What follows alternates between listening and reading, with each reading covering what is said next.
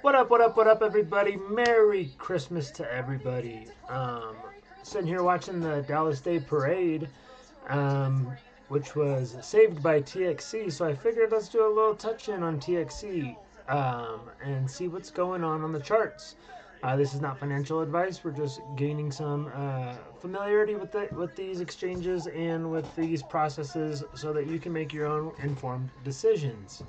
So quite the turnaround from the gloom and doom that was just a couple days ago, as people realize that this project is not dead, it's not going anywhere, and this is a deep value for something that's going to continue.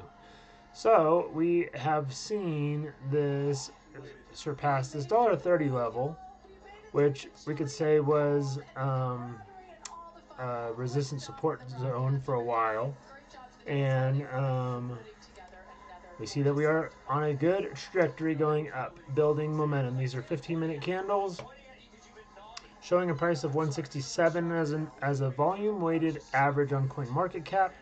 We see that this 24-hour volume is still very tiny of its market cap as comparison to others. But let's go jump into those other exchanges and see what's going on them individually. So leading the 24-hour volume is Bitmart. And this will be kind of exciting to see. Bitmart actually hit $2 on my West Coast time, 10:15 time zone. So that would be technically on the East Coast. It was Christmas morning. So depending where you were, Texas time, I guess, would be midnight. Around then, it hit $2. So back to that lovely level. I had a nice little fade back, but as we can see that these wicks are pulling higher, there have been a couple breakout attempts of this trying to go even higher. But all these moving averages are beneath it and acting as support now. So we are in bullish territory. Things are things are riding high right now in the TXC world, and Bitmart is moving pretty good. We can see on the order book that this is a pretty close to even distribution. For a long time through TXC's history, we've seen this selling pressure be 70% or even sometimes higher to the buying ratio. No, still buying is right now is temporarily underneath the, and we just there's a big shift as a flood of sell orders came flying in as we're talking. Um, of course, this is what was normal though throughout, and we typically have been seeing a much better balance on this. We see Dex Trade right here, um, which is the original exchange that it was on, which is what listed TXC and where a lot of users are active from having familiarity with it. You can see some pretty low volume flat action, but a 178 mid price right now, last fill price. Um, so kind of in a little bit of a pause right now in decision. MEXC, it was next on the volume order. Dex Trade MEXC, and then we'll go to PINX. But down the train, here's how they look individually. Order book. To fill up the sell order, $631.61. To sell out, you would get an average of 166 to sell. I'm not getting all the information though, so let me see what we got. Stop it. There's our 37%, 62%. So getting a little bit closer to what it's been for a while, but even still better than before. So hopefully looking to get back to this 175 zone with some momentum as it picks up. There's probably going to be a little bit of a pause as people are doing Christmas activities and not everybody is buying, but right away, look at PINX is showing its consistency, and this is why I really like PINX, and I wanted to kind of talk to people, not trying to persuade them into getting into PINX specifically, but the reason why I see PINX as a big benefit to the TXC project itself, because let's turn this auto on. Nice little breakout over the lines that I was drawing yesterday. the reason that Pionex is got a really good consistent order flow and fluid liquidity is because it offers the built-in trading bots, these grid bots. So, like for me, for example, I'm sitting here and I have 3 active. I redistributed these. If you've been following along, you saw that I had a couple different ones the other night, and they were all in profit very, very high. And then this right here in the overnight to the morning, flat, very flat action. I saw the price kind of stalling on its momentum. So what I did is I uh, closed one of them. Uh, Actually, I closed 2 small bots, and then I created one more reverse grid bot, which created some selling pressure as I closed all of those bots. But it positioned myself to where when I closed that reverse bot, and then I initiated um, new grid bots, it kind of double dipped on the volume. Then that volume surge created this large wick, double wick on both sides, and the indecisiveness is right here is where all my orders kind of filled. But that volume tick got the algorithms going and then spread out that order book and created this upward momentum. So it doesn't always work. I've done this a couple times and I got caught um, where I actually lost a couple coins because the momentum didn't pick up behind me, because obviously I can only create so much volume, and the algorithms have to see that bullish momentum and continue, likely with somebody else coming in with an order or a buy at least to kind of get it over and rolling into that forward momentum. So I don't recommend doing that unless you have some really good familiarity with these. And it's not something that I could just train you by telling you one time. This time it did work though, as we see that the breakout happened, and we had a good move going right here with Pionex. And again, I like Pionex for people who don't want to sit there and watch the charts, don't want to actively put in a bunch of orders, because when you have gaps in your book like this, even on Dex Trade and Bitmart, where they have a lot of gaps in between them, it gets stagnant volume flow, and that stagnation causes the price to want to look for an order to fill, and that causes them to come down to these prices. This is searching for liquidity, searching for liquidity, searching for liquidity. It's trying to find orders. So when there's gaps in the order book, that's what happens. And then I brought WEX on because it's a U.S. friendly exchange, and good for good for us to build some credibility on, because for some reason Coin Market Cap still hasn't listed WEX on. Oh, I was like, wait, maybe that was the problem the whole time. It was the second page. It still doesn't have WEX listed, so that's really annoying. Market top holders. That's not what I want to see. These are all based on WTXC, because right now it doesn't have any report from the other exchanges and the other wallets to hold these. These are literally just WTXC. Um, so I messed that up now. Move. There we go. And yeah, so we see results 10 out of 10. I don't know, it made me go to another page. WEX is not listed on this, and so that's what is kind of a bummer. But here you have WEX. They do have some decent volume kind of picking up and building, so there is some action going on. There are, I don't know why it numbers them like that, that's goofy. There is, see, 232 would pop up on the order book if it flows, but these are big gaps, and this is where like these grid, if there was a grid bot option on WEX, it would fill in all these prices to where there's realistic orders that that could be walked through. You need to have these fractional orders to walk the price through to get to the actual orders, the bigger orders, um, and that's a benefit of Pionex. And when we're looking at coin market cap, we see 32,000. This is kind of on the higher side. It's been averaging between 28 and 30. So when we get to 32,000, those are good days, and that's probably from me moving those bots around and reopening them and and closing them around to create some action. Again, I'm not going to recommend anybody doing that because you you know if your bot's set, it's your the purpose of it is to set it and forget it. Let it accumulate as the price goes throughout.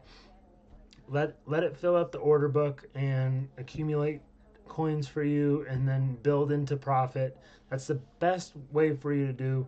A lot of my tinkering around with it is mostly out of learning, so that I can make sure that I can share and tell everybody the right way to do it for the people that have those questions that want to learn. Um, and then also, I want to be able to learn if it's helping, because I also like making the orders manually, so that's also my engagement to keep me entertained. But 175 is a good level for us to get this volume average over, to try to get it closer to that $2 zone, which is going to be resistant. It's a whole dollar number, so don't be surprised if we stall there, even though it's been a pretty steep, steady march up right now. A stall at $2 wouldn't be bad and seen as a negative. It's, if anything, it's probably healthy that it gets takes a breather so that it has room to get up to $3. $1.91 would be a good level to close above before trying to push over that. Before trying to push over the $2 wall. Let's see. This one's on that level. 178 for these guys. 180 Dex trades trying to push. It's not too far right here. There's 3,000 of them ordered right there. MEXC. Oh, MEXC actually hit the $1.99 also.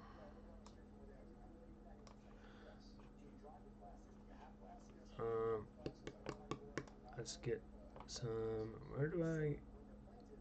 Tools? Ray. Horizontal ray.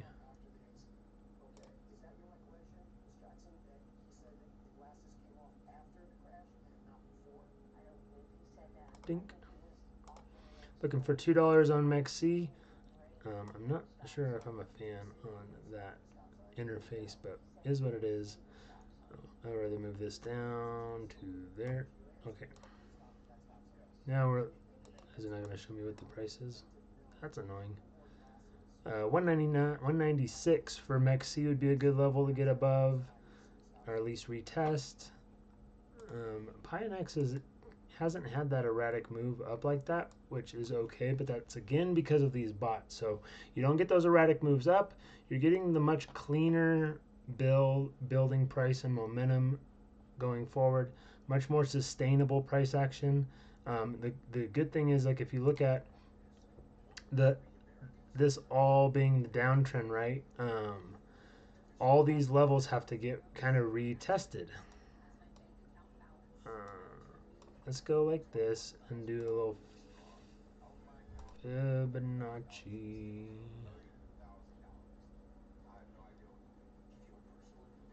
It's not going to let me, but that's basically down to the bottom. So if you're looking at these zones on the 15-minute, and then we're going to zoom in because we need to auto. There we go.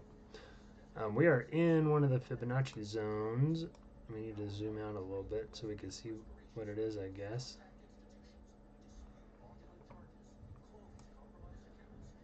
And that is a 236 zone. As the next thing, we're off this 132, 131. So it's kind of got quite the spacious gap in here. We need to add one more line personally to see.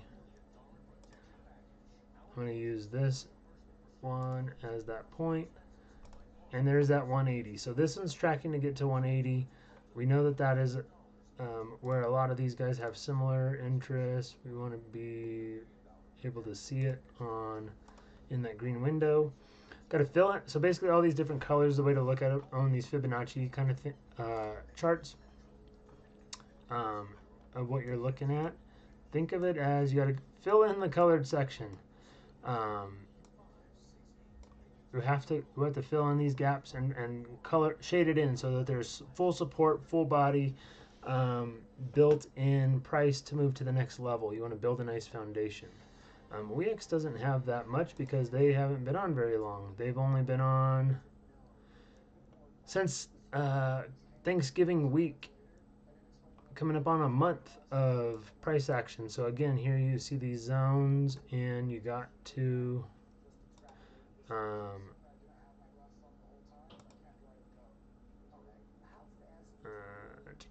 only went down to 80. Got it. Got it. Got it. So we got to see 162, which is about where we're at. We're filling in this range. The next one's 210. So as you go across and you look at the different exchanges, and you see that they all have kind of different prices a little bit, and then you can look at CoinMarketCap, who has the average of all of them, and then you can kind of see where the zones are going to be and the holdups are going to be. But looking like we're going to be at this 174. That's where Pionex is building. A lot of them are above that. Looking to see 180 very soon. Santa did bring some bullish sentiment though for TXC, so that's pretty cool. I know that there was a lot of people that were starting to get rattled a little bit. So hopefully this builds you some positive sentiment, and you see what we got going forward. We are trying to get going.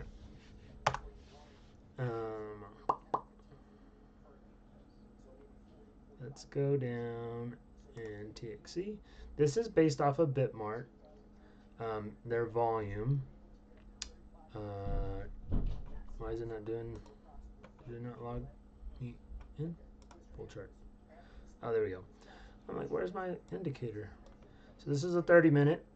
As you can see, we are in back to back to back bullish momentum cycles, but kind of slower, trying to establish and kind of consolidate, and back to building bullish momentum. We can come down to 15 minutes, and at this morning, Santa dropped the presents off. Nice little green dot, bullish momentum initiated. Staying above this volume weighted average is prime. You can see that we hit that little resistance right there, and we're trying to build back up. So looking for 183 on Bitmart, then 204 to be resistance. So we did test that $2 level as a psychological level. We'll see it build up. So if you're participating in the bots, it's very cool, and you are building the liquidity for these markets to have consistency, and consistent liquidity is what TXC needs to maintain these prices and not be so choppy, not be such a big drop everywhere in between everything. So yeah, not a bad couple days for TXC. Last 2-3 days been very, very bullish. As January has some excitement coming up for it, carry that momentum into 2026 and see where things go. Hope everybody has a Merry Christmas. And again, thank you everybody for the support and getting me started and doing these charts and doing these videos. I never thought I would be one of these. I never thought I'd be doing this, but I sure do like talking about it. So send me some requests, send me some suggestions that you want to see, or if you have any questions and need a video to help guide you through an action. If I don't already have one, I'll make one. So just remember that I'm not an expert. I just am sharing you my past experience and the knowledge that I have, and hoping that we can all build some wealth together. So thank you guys. Merry Christmas, and have a Happy New Year if I don't make another one by then.